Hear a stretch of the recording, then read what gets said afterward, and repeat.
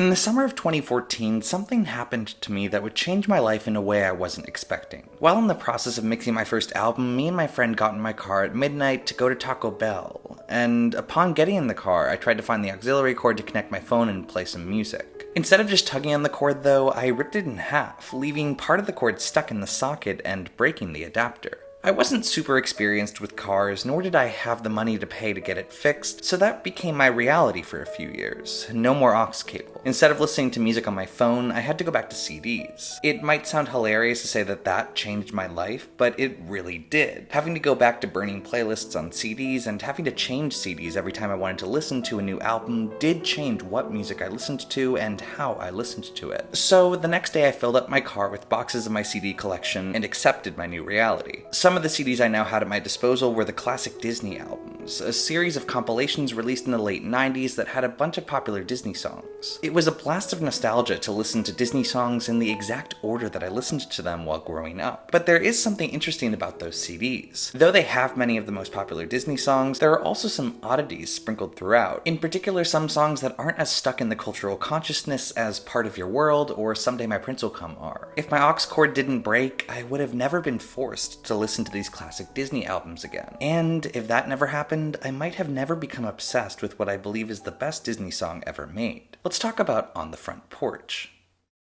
Fun to be free, to be on the move, to go for a hike or whatever you like to do. To all there is to be done. It's fun, it's fun, it's fun. To be free, fun to be free.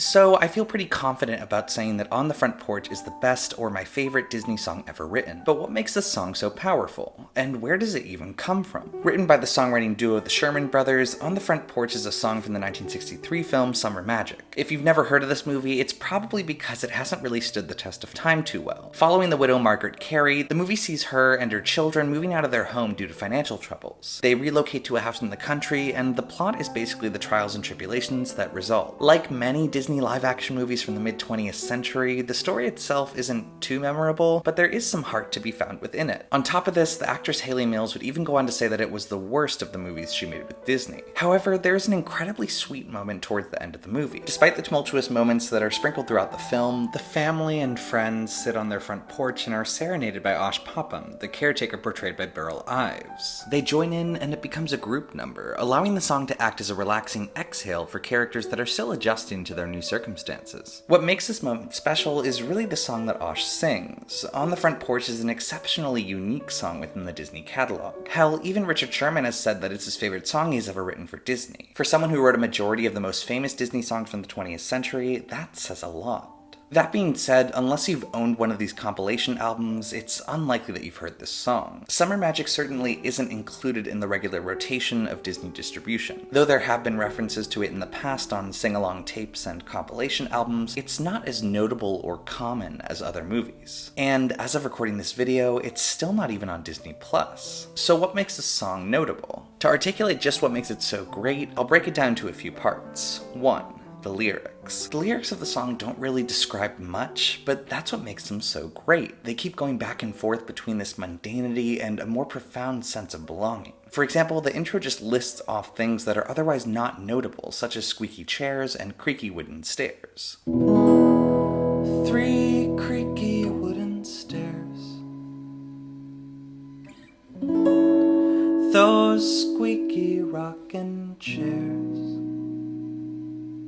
The well-worn welcome mat, the lattice finds, the happy times.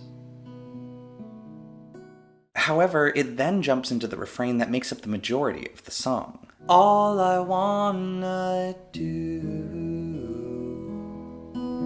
when the day is through is linger here on the front porch with you. From the wicker swing while the night bird birds sing. We'll watch the fireflies sparkin', do some sparkin' too. How the hours fly as the moon drifts by. How sweet the air as we stare at the sky. Oh, how I love to linger here like this, hold your hand and steal a kiss or two on the front porch with you. There's a sort of comfort in the mundane. In a world where so many of us often feel intimidated by the complexity of our lives and the ways we must take care of ourselves and each other, longing for simpler times is an understandably human emotion. Aside from the emotionality of the song, the lyrics also use a poetic device that I always appreciate: enjambment. Enjambment is the process of using an incomplete syntax at the end of a line. In other words, a sentence that is spread out over 2 lines can be referred to as enjambment. Not only does this serve a practical purpose of just allowing you to fit a larger thought into more lines, but it can also help you highlight certain things within a phrase. For example, the first 4 lines of the chorus are spread out, when in reality they form a single thought. All I want to do when the day is through is linger here on the front porch with you. However, spreading the sentence over 4 lines helps emphasize the beauty of the sentiment. The lyrical enjambment also makes it possible for the song to make the porch the focal point. On the Front Porch is the title of the song after all, and all of the lines move towards the sentiment of wanting to be on the front porch with you. 2.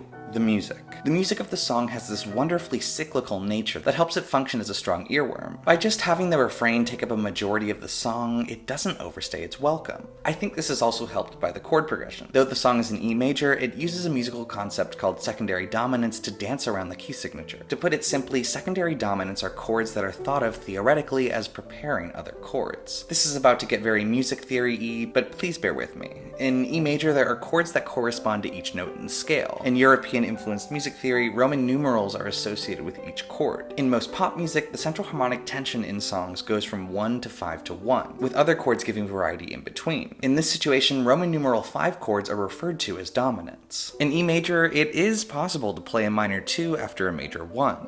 However, a more flavorful way of transitioning from 1 to minor 2 can be to use a secondary dominant. In other words, we'll pretend that we're in the key signature of minor 2 and then take the 5 from that. This looks like a 5/minor 2 when we write it out, and because we're viewing it from a key signature that's secondary to E major, the entire chord is called a secondary dominant. Why use secondary dominants? Well, they make the harmony of a particular song more dense. In this song, they also serve the purpose of obscuring the key signature. Though we're in E major, the secondary dominants give off the appearance that we're not in the key signature. It's not uncommon to use secondary dominants, but On the Front Porch uses them in a way that only adds to the cyclical, mystifying nature of the song. For example, not all of the secondary dominants are traditionally resolved, but if you want to learn more about the theory behind that, check out the pinned comment below this video. The important thing to remember, though, is that music theory isn't necessarily a set of rules, but just a way of describing things. And truthfully, we have no way of knowing exactly what the Sherman Brothers were thinking when they composed the song. 3. The function within the film. Like I said, the song occurs at a time in the film where a sigh of relief is truly needed. Instead of just being a song about being on a front porch, it becomes a song about cherishing the connections you have with your loved ones, and I love that. 4.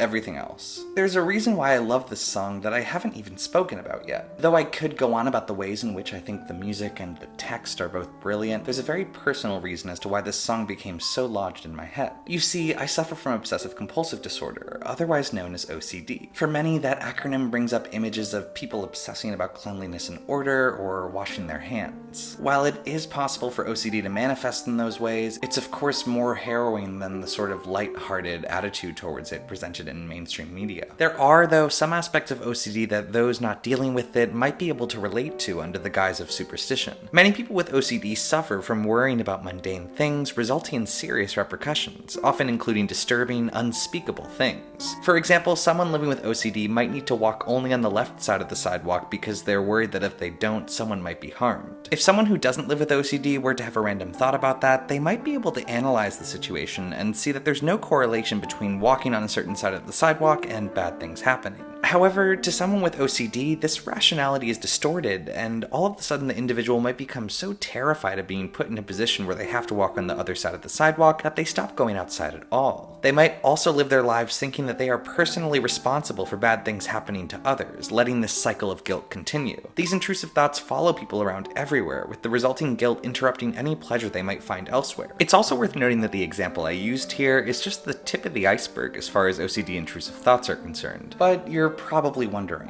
what in the world does this have to do with summer magic? Well, I live with OCD, and was certainly living with it in the summer of 2014 when I first heard On the Front Porch, and it would provide a lot of comfort to me during this particularly difficult time in my life. But I'm not just bringing that up in a video to provide a super personal anecdote that others can't relate to, because there is a reason why this song helped me at the time. Music has a transformative power that engages our brains in a way that has the potential to help various mental illnesses, not just OCD. There has been plenty of research on the power of music in coping with certain types of mental illness, and when coupled with other types of treatment, music therapy can really affect one's life. For me, learning to treat OCD with cognitive behavioral therapy is some work that I will likely continue to deal with for a long time. But I rarely have obsessive thoughts while playing or listening to music. For some reason, that's the one place where my brain is able to cope in a way that feels tangible. Though not long-lasting, it is powerful. The repetitive and cyclical chord progression of On the Front Porch makes it such a delightful earworm. The performance by Burl Ives feels timeless, with his voice being the musical equivalent of a warm hug. The lyrics about finding comfort feel like something to strive for, even if it sometimes might not seem possible. It's interesting talking about music. Like all art forms, there's a limit to what exactly you can describe. Even then, any type of objective ranking is done within the confines of a particular perspective or practice. But I think one of the most beautiful things about music is that we can both understand how it works and also be completely mystified as to what brings it all together. The way I usually rationalize that is to describe as much as I can with how it works on a theory level and then speak personally about how it has worked in my life. Given what I've seen over the years from others, On the Front Porch has a staying power that not only fits with the movie it was written for, but also goes way beyond it. So yeah, I'm glad that the Sherman Brothers wrote On the Front Porch, and I'm grateful that my aux cord broke in the summer of 2014.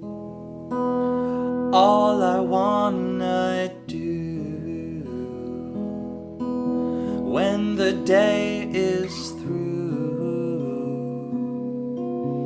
is linger here on the front porch with you. From the wicker swing while the night birds sing, we'll watch the fireflies sparkin', do some sparkin' too. How the hours fly as the moon drifts by. How sweet the air as we stare at the sky. Oh, how I love to linger here like this.